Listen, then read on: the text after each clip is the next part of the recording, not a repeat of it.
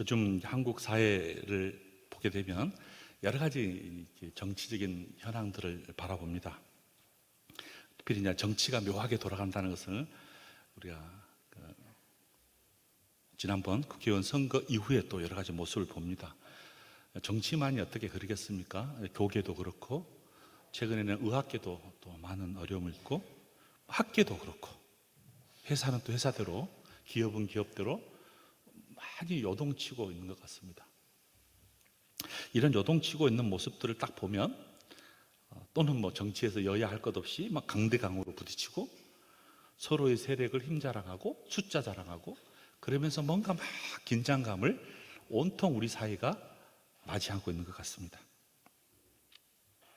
누가 강자인가, 힘이 센가, 권력이 있는가, 물질이 많은가, 모두가 그런 의미에서 이제 강자가 되고 싶어하는 마음이 많은 것 같습니다. 이럴 때일수록 진짜 리더자가 누군가, 리더십에 대한 요구가 많이 있는 것 같습니다.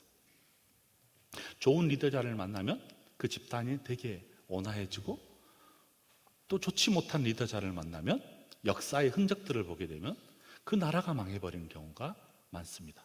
어떤 리더자를 만나서 그 나라가 부강하기도 하고, 잘못된 리더자를 만나서 그 나라가 피하기도 합니다. 기업도 그렇죠. 학교도 그렇죠. 교회도 그럴 것 같습니다. 그런 의미에서 더 리더자에 대한 관심이 최근에 제 마음을 더 많이 울리기도 합니다. 정말 하나님, 성경에서 말한 리더십은 누군가? 성경에서 말한 리더십대로 살아간 사람은 누가 있을까? 그리고 그 사람 때문에 그 나라가 부강하고 그 집단이 부강하고 그 나라의 집단뿐만 아니라 그 사회가 부강한 그 리더십은 어떤 리더십일까라는 생각들을 다시 한번 주목해 봅니다. 고린도 교회에 보면 고린도전서 1장 27절과 28절에 보면 묘한 성경의 말씀을 합니다.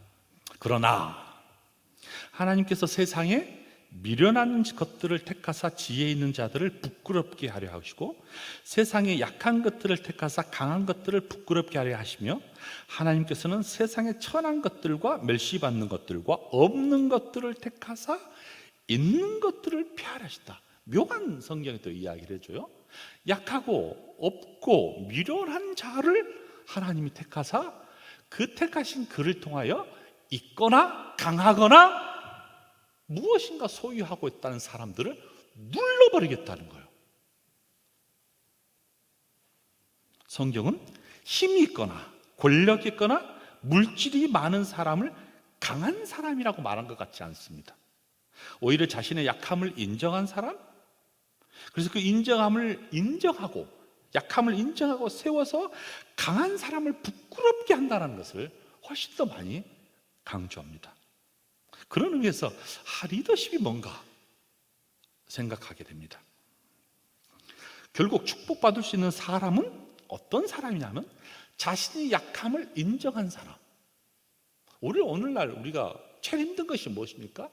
절대로 자기가 약하다는 것을 인정하지 않습니다. 자기의 실수를 또 인정하지 않는 세대에 살아요. 자기가 옳다는 거예요. 자기 소견이 옳다는 거예요. 그러니까 부딪힙니다. 자신이 약한 것을 고백하면 뭔가 무능한 것처럼 보여요. 그러나 성경은 자신이 약한 자인 것을 고백하는 사람만이 자신의 능력을 전능하신 하나님께서 극복해 주셔서 자비를 베풀어 주셔서 구하여 주신다는 사실을 너무 명확하게 말씀해 주심에도 불구하고 우리 인간은 참 그렇지 않은 것 같습니다. 자신이 너무 강하기 때문에 주님이 필요하지 않는 거예요. 자신이 너무 세니까 다른 사람 도움도 필요 없는 거예요. 그런데 성경은 자신의 연약함을 인정한 사람이 하나님의 자비를 구하기 때문에 그 자비를 구함을 경험한 사람만이 진정한 리더자가 된다고, 리더십을 확보할 수 있다고 말합니다. 왜냐하면 성경은 교만한 사람을 가장 싫어하기 때문에 그렇습니다.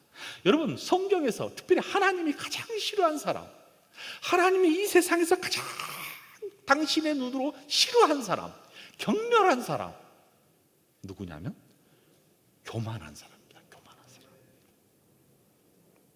교만은 자신을 믿고 자신의 잘남을 자랑하고 자신의 자랑하고 싶은 마음으로 가득 찬 사람, 가득 찬 기질이 있는 사람, 그 사람은 교만한 사람입니다. 왜 하나님께서 바벨탑을 무너뜨렸습니까? 왜 이스라엘 백성이 40년 광야 속에서 고통을 당했습니까? 심지어 우리가 왜 세상에 살면서 많은 고난과 걱정과 고통 속에 살고 있습니까? 자세히 살펴보면 우리도 모르는 우리의 저변의 교만 때문에 그렇습니다. 여러분, 어른들도 그런 것 같죠?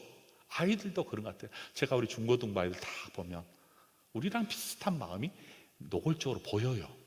어른들은 싹 감추죠. 아이들은 못 감추어요. 다 드러나요. 자기는 막 감춘다고 해요. 얼굴 보면 아닌 것 같아요. 들켜져 있어요. 보여져요.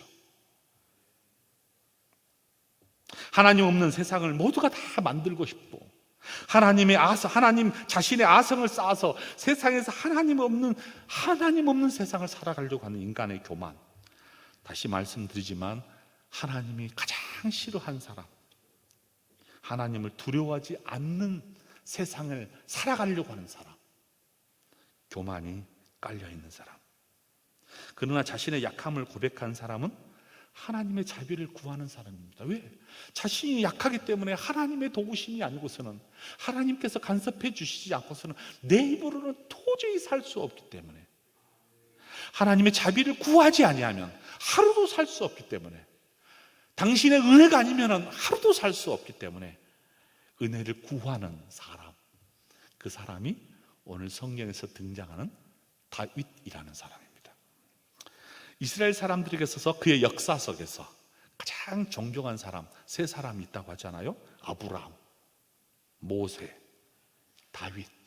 이 모든 이 가문들은 결국 쭉 예수님을 향하여 바라볼 수 있도록 합니다. 이 역사의 세 인물이 예수님을 바라볼 수 있도록 통하여서, 그래서 이스라엘의 3대 인물들 아니에요? 그러나 이 3대 인물들을 자세히 보면 그들의 위대함 속에서는 너무너무 약함이 있었다는 사실을 보게 됩니다. 그 약함을 통하여서 하나님이 위대한 인물로 삼아주셨지, 자신들이 태생적으로 본래적으로 위대한 사람은 결코 이 세 사람의 모습 속에서 찾아보기가 어렵습니다. 이들 중에 한 사람, 다윗. 이 다윗의 모습을 살펴보면서 그가 어떤 기질을 통하여 하나님이 그래도 역사에서 아름다운 왕으로서, 또는 당신의 마음에 흡족한 사람으로서, 본문에 말하면 만족한 사람으로, 하나님 마음에 흡족하게 만족시킨 사람, 합당하게 만족시킨 사람, 그리고 맞게 만족시킨 사람, 그 사람 다윗 생각해 보겠습니다. 오늘 22절에 보면 사무엘은 다윗을 가르쳐서 이렇게 말해요. 하나님 자신의 마음에 맞는 사람, 합한 사람, 흡족한 사람, 그 사람을 가르쳐서 다윗의 삶을 이해하려면 사무엘상하, 역대상하, 시편 등등 촉촉 찾아본 다윗은 어떤 삶을 살았는가를 엿볼 수 있습니다. 이스라엘 백성들에게 자신들을 다스리는 왕이 필요할 때 하나님께서 선택한 왕, 그를 계속해서 역사의 흔적에서 주목하면서 기름을 3번이나 부어가면서 저 왕 될 것을 미리미리 예견하사 키워주시고 가꾸어주시고 만들어주셔서 왕의 자리까지로 이끌어간 사람. 오늘 보면 사도행전 13장을 보면 바울과 바나바가 안디옥에서 이제 전도하는 장면이 등장하잖아요. 특별히 이 전도의 내용입니다. 다 복음을 선포하는 내용인데, 이스라엘 역사를 쭉 관통하도록 매우 짧게 완벽하게 이스라엘 역사를 예수님에게 향하도록 쫙 주목하도록 본문이 구성되어 있습니다. 16절에 한번 보십시오. 바울이 설교를 합니다. 일어나서 손짓을 하는 거예요. 높이 손을 올려드리면서 설교를 하는 거예요. 회당에 있는 사람들에게 말하되, 이스라엘 사람들아, 하나님을 경외하는 사람들아, 들으라.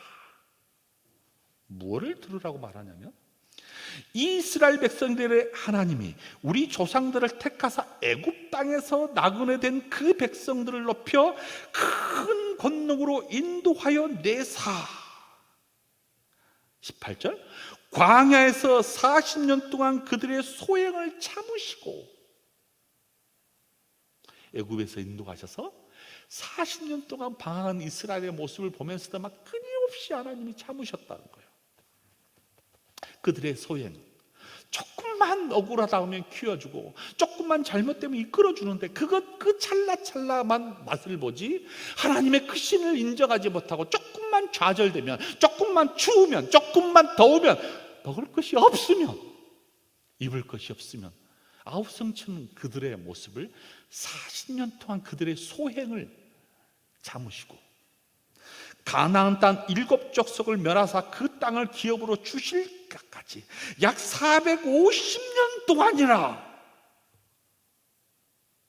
그 후 마지막 선지자 사사 때까지 사무엘 때까지 사사를 주시사 20명이 넘는 사사를 주는, 수백 명의 사사를 지나면서 첫 번째 온냐부터 시작해서 마지막 사사 사무엘까지, 그 후에 그들이 왕을 찾으니, 왕을 구하니, 이스라엘 백성들이 왕을 구하니 하나님이 베냐민 지파 사람 기스의 아들 사울을 40년 동안 위압으로 세워주셨고, 그런데 마음에 안 드셨던 것 같아요. 피하시고, 22절, 다윗을 왕으로 세우시고 증언하여 이르되, 이렇게 증언한 거예요.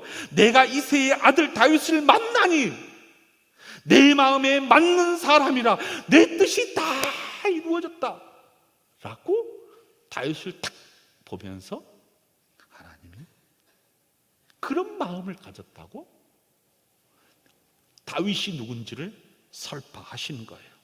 그 후에 23절, 하나님의 약속대로 이 사람의 우손에서 이스라엘을 위하여 구주를 세우셨으니 곧 예수라. 아브라함, 모세, 다윗, 예수. 그가 오시기에 앞서 요한이 먼저 회개의 세례를 이스라엘 모든 백성들에게 전파하시니 라고 쫙 관통을 해주셨어요. 다윗과 예수. 저는 이 다윗을 왜 이렇게 예수의 반열까지 오도록 위대한 인물로 평가해 주셨냐면, 자신의 마음에 너무 맙다는 거예요. 너무 흡족하다는 거예요. 보기만 해도 너무너무 가슴이 뛴다는 거예요. 사람이 사람을 좋아도 가슴이 뛰는 사람을 봐도 흥분되는데, 하나님이 자신의 마음을 흡족한 사람을 보니 얼마나 두근두근 거리겠어요. 이처럼 하나님께서 칭찬을 아끼지 않는 사람, 다윗. 여러분, 다윗은 왕족도 뛰어난 인물도 아니었습니다. 그는 왕족도 아니고, 그는 보잘것없는 신분이었으며, 심지어 그냥 목동의 일로 어렸을 때부터 아버지의 도움을 위하여 그 일을 주저하지 않고 사소한 일들을 막 열심히 한 아이였습니다. 사무엘상 16장으로 다시 한번 가보겠습니다. 사무엘상 16장에 보면 사무엘이 이스라엘의 초대 왕 사울을 대신할 이스라엘의 진정한 리더자를 찾습니다. 막 동분서주어요. 40년 동안 이스라엘 백성들을 딱 통치한 그 모습을 보니 너무 아닌 거예요. 다른 사람, 하는 사람을 또 주목했어요. 그래서 이새의 가문에서 이스라엘을 이끌 리더자를 찾고 싶었던 모양입니다. 16장 1절, 여호와께서 사무엘에게 말한 거예요. 마지막 사사 아니에요? 내가 이미 사울을 버렸다. 초대 왕 사울, 이스라엘 왕이 되지 못하게 하였거늘 내가 그를 위하여 언제까지 슬퍼하겠느냐. 너는 뿔에 기름을 채워가지고 가라. 내가 너를 베들레헴 사람 이새에게로 보내니 이는 내가 그의 아들 중에서 한 왕을 보았느니라 하시니라. 보내는 거예요. 이새의 아들 중에 한 사람이 하나님 마음이 막 울리는 사람, 하나님 마음을 흥분된 사람, 그 사람에게 찾아가라고. 그래서 사무엘이 말합니다. 내가 어찌 갈 수 있습니까? 왜냐하면 그 사람이 다른 왕을 찾아라 그러니 얼마나 무섭겠어요. 아직도 사울이 눈이 시퍼렇게 떠 있는데, 아니 저 왕이 있는데 다른 왕을 찾아라고요? 도저히 감당할 길이 없었어요. 이 이야기를 사울이 들으면 나를 죽이려 하는데 하나님께서 말씀합니다. 너는 암송아지를 끌고 가서 말하기를 내가 여호와께 제사를 드리러 왔다. 묘수를 이야기해 주는 거예요. 그냥 찾지 말고 내가 묘수를 줄 테니까 제사 드리러 왔다 라고 말해라 라고 이야기한 거예요. 그랬더니 3절, 이새를 제사에 청합니다. 사무엘이 나는 내게 행할 일을 가르치리니 내가 내게 알게 하는 자에게 나를 위하여 기름을 부을지니라. 4절, 사무엘이 여호와의 말씀대로 행하여 베들레헴으로 딱 이르러서 성읍 장로들이 떨며 그를 영접하며 이르되 평강을 위하여 오시나이까? 이 두 마음이 있어요. 막 떨리는데 갑자기, 왜냐하면 사무엘 선지자가 왔으니까 약간 두렵고 떨거든요. 말합니다. 이르되 평강을 위함이다. 떨고 있는 그들에게 내가 온 목적은 너에게 평강을 주기 위해서야. 샬롬이야, 샬롬.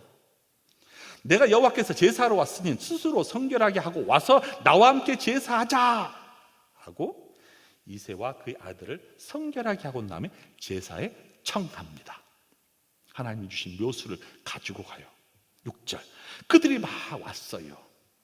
사무엘이 만납니다. 누구를 만나면 첫 번째 아들 엘리압을 보고 마음에 이르기를 여호와의 기름 부으실 자가 과연 주님 앞에 있도다 하였습니다. 이렇게 이야기한 거예요. 여호와께서 7절, 사무엘에게 말합니다. 그의 용모와 키는 보지 말라. 내가 이미 그를 버렸다. 내가 보는 것은 사람과 같이 아니하다. 크다느리고 보기에 너무 멋지고 아름답고 잘 갖춰져 있는 것처럼 보여요. 그래서 그를 다 첫 번째로 데리고 온 거 아니에요? 근데 하나님이 묘해요. 노를 하면서 이렇게 말하는 거야. 사람은 외모를 보거니와 나 여호와는 중심을 본다. 외모를 보지 말라는 거야. 나는 겉모습, 키, 피부, 골격 보지 않는다는 거예요. 뭐를 보냐면 그 마음의 중심, 그의 심장을 보겠다고 이야기를 하신 거예요. 이새가 아닌가 보다 해서 두 번째 아들 아비나답을 불러서 사무엘 앞에 탁 지나가도록 해요. 사무엘이 말한 거예요. 이도 여호와께서 택하지 아니하였다. 싹 지나가 버려요. 셋째도 마찬가지야. 삼마 지나가게 해요. 사무엘이 말합니다. 이도 여호와께서 택하지 아니야. 첫째, 둘째, 셋째 다 아니라는 거예요. 갈수록 힘이 없어져요. 갈수록 불안해져요.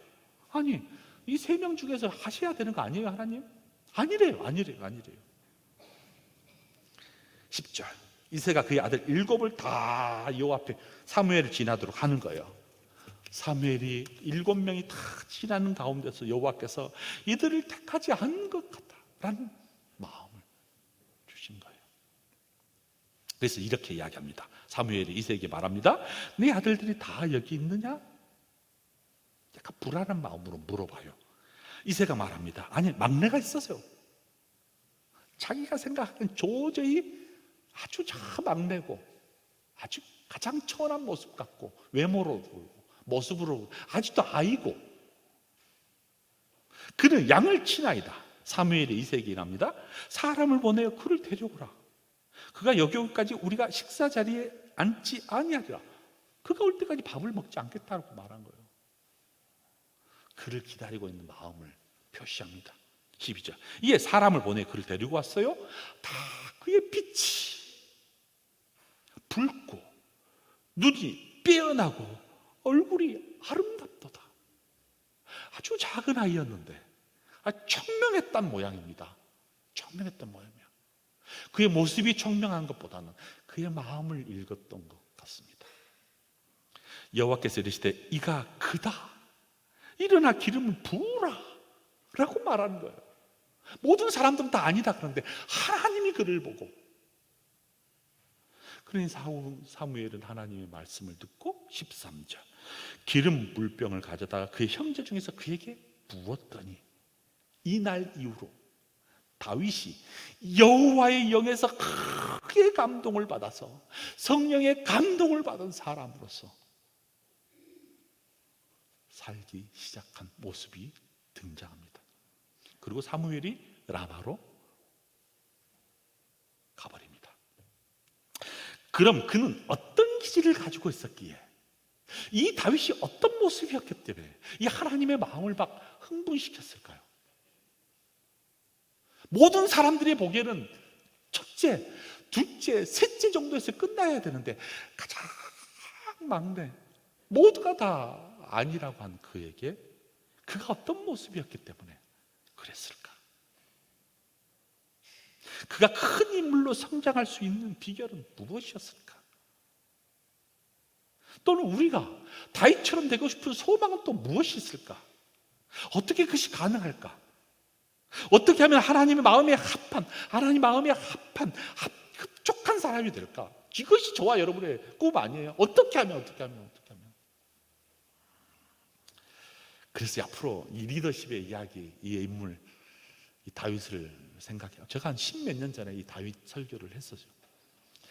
근데 이제 워낙 정치적으로도 그렇고 오늘 우리 한국 사회가 리더자 없는 세상을 살아가면서 너무 힘들어하니까 성경에서 말하는 리더자가 무엇인가 다시 한번 조망을 좀 해봤습니다. 제가 앞으로 한번 해보려고 그래요. 사무엘상 하까지를 좀 부분적으로 해보려고 합니다. 자, 그럼 사무엘상 16장을 딱 보게 되면 이런 모습이 딱 등장해요. 사무엘상 16장입니다. 14절부터 보면 쫙 이렇게 이야기가 나와. 그 다윗의 기질 중에 하나예요. 14절 여호와의 영이 사울에게서 떠나버렸어요. 사울은 이제 왕의 자리에서 서서히 물러나가죠. 여호와께서 부리는 악령이 그를 번뇌케 합니다. 악령이 이제 사울에게 들어갔어요.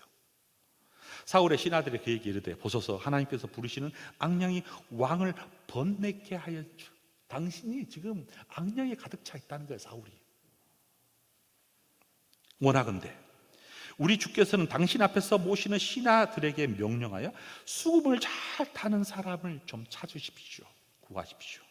하나님께서 부리는 악령이 왕에게 이를 때에 그가 손으로 타면 왕이 나으리라. 악기를 치면, 노래를 부르면 당신에 속해 있는 이 악령이 사라질 거라고 제안을 합니다. 17장 사울이 신하에게 이르되 이 말을 듣고 자 그래 그럼 나를 위하여 잘 타는 사람, 악기를 잘 타는 사람, 수금을 잘 타는 사람을 내게로 좀 데려와라 라고 부탁합니다. 그중 소녀 중 한 사람이 대답하여 이렇게 말을 하는 거예요. 그 사람 이야기를 들었던 사람들 중에서 내가 한 사람을 압니다. 베들레헴 사람 이새의 아들 중에 내가 본주 수금을 탈 줄 알고 용기와 무용과 구변, 춤과 말과 용기, 구변이 있는 준수한 자가 있습니다. 여호와가 그와 함께 계시던데요 라고 한 아이가 말합니다. 이 아이 이야기를 사울이 들어요. 그래서 이를 19절 사울이 이에 전령을 이새에 보내서 양을 치던 다윗을 내게로 좀 보내줘 라고 부탁을 하는 거예요.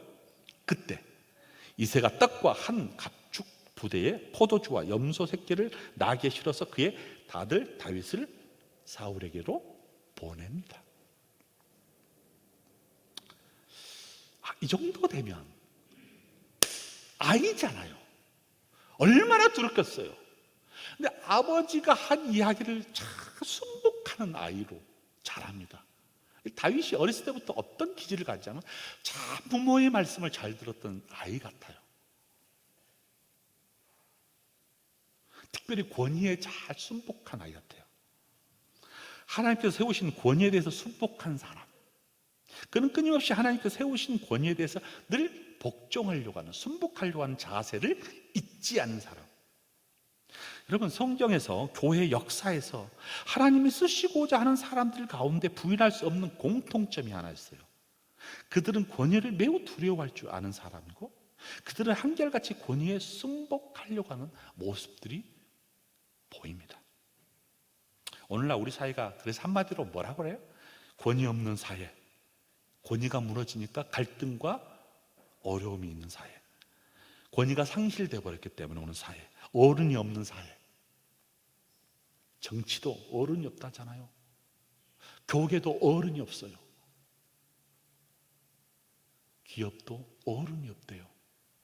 학교도 어른이 없대요. 너나 할 것 없이 모두가 큰 소리 치는 사회. 질서가 정상적이지 않겠죠? 학교가 어려운 것은 왜요? 선생님의 권위가 무너져 버렸어. 권위가 무너지고 얘들이 선생님을 폭행하고 이런 힘든 시대에 다 살고 있습니다.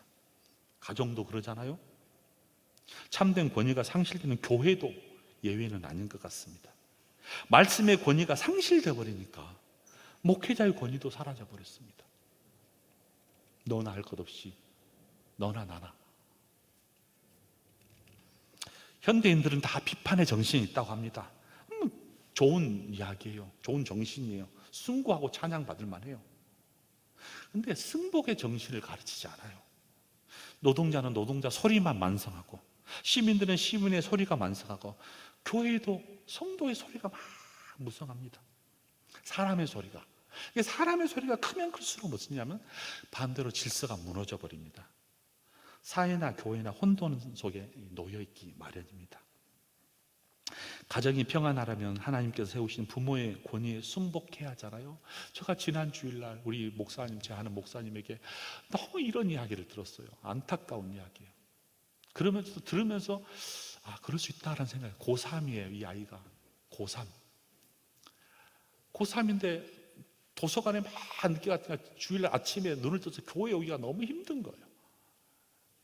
이 목사님은 다른 사역지가 다른 곳이에요. 집에 좀 먼 거예요. 근데 애들 식구들을 좀 데리고 갔나 봐요. 차로. 근데 이 고3 아이가 우라통이 들어가지고 목사님은 새벽에 갔고 엄마랑 같이 가는데 엄마한테 그냥 차에서 폭탄을 던져버린 거예요. 왜 꼭 주일날 저 교회만 가야 되냐고. 가까운 교회 가면 안 되냐고. 그랬더니 차에서 난리가 난 거예요. 근데 다른 아이들은 둘째, 셋째는 교회로 오는데 이 첫째가 안 보인 거예요. 목사님에게. 무슨 일이 있었나 보다 라고 한 다음에 후에 이제 들어보니까 차 안에서 여러분, 전쟁은 특별히 어디서 하면 안 되냐면요, 차 안에서 하면 안 됩니다. 저도 차 안에서 전쟁을 많이 해가지고 매우 곤욕을 같이 몰살할 뻔했어요. 우리 식구들이 다. 웃어야 되는데 전혀 웃지 않아요. 다 끝날 테니까 졸지 마시고. 그죠? 절대 특별히 그 운전하는 사람과 싸웠다가는 난리가 납니다. 어디에 박아버릴지 몰라요. 우리 큰애 처음에 이제 차를 사가지고 이렇게 운전을 제가 해주는데 제가 좀 약간 열을 받게 했나 봐요. 와, 화를 내는데 앞으로 쳐박아버릴 것 같아. 알았다. 네 말 들 테니까. 그래서 하잖아요. 절대로 식구끼리 운전 가르치는 거 아니라고. 망고의 진리인데 그 진리를 제가 또 어긋났더니 여전히 그냥 혼났습니다. 제가 우리 큰애한테. 자, 어렵습니다. 그래서 이 아이가 그렇게 배운 거예요. 근데 이제 저녁 12시가 됐는데 이 아이가 안 들어온 거예요. 2시가 돼도 안 들어온 거예요. 3시가 돼도 안 들어온 거예요. 그래서 목사님이 쓰러져 버렸나 봐요. 아침에 보니까 아이가 있더래요. 아침에 그냥 말하지 않았다요. 그냥 저녁에 찾아갔어요. 도서관에. 이야기를 쭉 하는데 이 아이가 첫 마디가 이거예요. 그래서 그것 때문에 마음이 녹아져 버렸대요. 아빠, 잘못했어요. 이 아이의 고민은 한 24시간이었던 거죠. 자기도 밤을 막 얘가 어떻게 반응을 보일까, 막 어떻게 반응을 보면, 어떤 반응을 보면 제가 어떻게 할 것인가를 막 온갖 A, B, C, D 쫙 연례 플랜을 가지고 갔는데 다 첫 마디를 해줘서는 너무 하나님께 감사했대요. 아빠 잘못했어요. 이 정도면 괜찮은 것 같아요. 그렇죠? 근데 그러지 않는 것이 대부분이어서 마음이 무너져 버립니다. 그래도 못난 아빠를 인정해 주신 것 같아서 너무 고맙다고 교회를 껴안고 오히려 고맙다고 이야기를 했다고 합니다. 그 이야기를 이야기해 주는데 들으면서 묘하더라고요. 짠하더라고요. 가정에서 평안하려면, 가정이 평안하려면 하나님께서 세우신 부모의 권위를 인정하고, 학교가 평안하려면 학생들이 선생님의 권위를 인정하고, 교회가 평안하려면 하나님이 세우신 목회자의 권위가 인정돼야 됩니다. 다윗은 하나님의 위대한 권위에 대해 순종할 줄 아는 자질을 가졌어요. 어려서부터요. 아마 그것이 훈련이 잘 됐던 것 같습니다. 그때 겁이 맞아. 왜 열받을 일이 없겠어요? 왜 말도 되지 않는 이야기가 자기에게 닥치옴에도 불구하고 고비 때마다 잘 훈련받고 넘어갔던 사람, 기질적으로 그랬던 것 같습니다. 이것 때문에 다윗은 이런 모습을 보니까 하나님 마음이 막 움직일 수밖에, 그 애를 보면 볼수록 마음이 막 흡족하고, 그 애를 보면 볼수록 가슴이 뛰는 아이로 자랐습니다. 사랑하는 성도 여러분, 우리가 참된 권위가 무너져버리는 시대에 우리 모두가 다 살고 있습니다. 이로 인하여 리더십이 사라져버렸어요. 권위를 인정하지 않으려고 하고, 권위에 순복하는 훈련도 더더구나 안 합니다.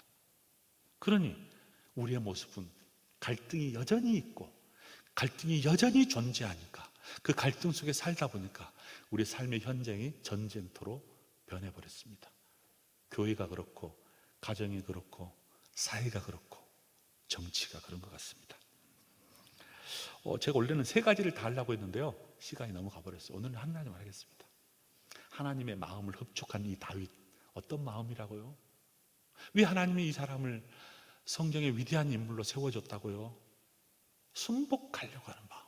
이해가 되지 않아도, 말이 되지 않아도 아버지의 말에 그냥 순복하고, 놀고 싶고 나만을 위한 악기를 치고 싶은데 가라는 거예요. 두렵고 떨리는 그 왕에게, 특별히 악령에 시달린 그에게. 쉽지 않아요. 아빠 무슨 소리예요? 왜 가요 내가? 라고 항의할 수도 있고 저항할 수도 있음에도 불구하고 하나님은 그를 사용해 주셨습니다. 사랑하는 여러분, 그런 쭉 스토리를 보면 하나님의 망고의 진리가 있어요. 제가 서론에서 이야기했던 것. 하나님은 절대 강한 자, 내가 강하다고, 내가 있다고, 내가 능력 있다고 하는 사람을 하나님은 사용해 주지 않아요. 하나님이 사용해 주시면 약한 사람, 내가 연약하다고 인정한 사람, 그 사람이 여러분, 우리 모두가 그래서 어떤 사람으로 갖춰야 되냐면, 하나님 내가 약합니다.